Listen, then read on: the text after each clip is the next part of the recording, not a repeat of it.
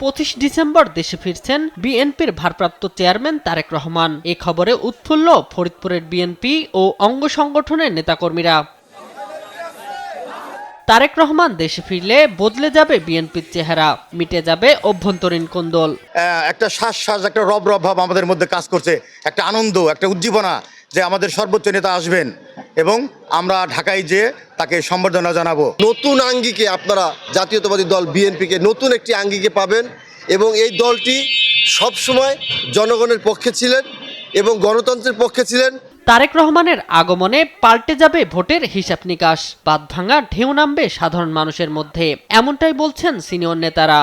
ভিগো wire guard প্রয়োজন মতো বাঁকানো যায়, অধিক চাপেও ভাঙে না। ভিগো।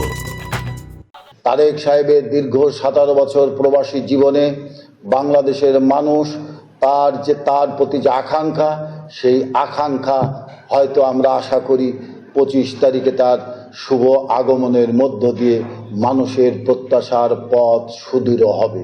শুধুমাত্র জাতীয়তাবাদী দল না, যারা দল করেন তারা তো থাকবেনই, এবং এর বাইরেও আমি বিশ্বাস করি বাংলাদেশের অসংখ্য মানুষ তার এই ঐতিহাসিক প্রত্যাবর্তনের সাক্ষী হিসেবে ওই দিন 25 তারিখে ঢাকায় অবস্থান করবে এবং এই ঘটনার সাক্ষী হিসেবে থাকবে।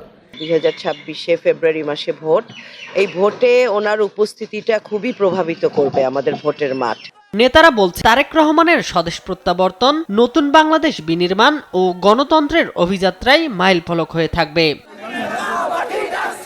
শামীম হোসেন, নিউজ ডেস্ক, দেশ টিভি।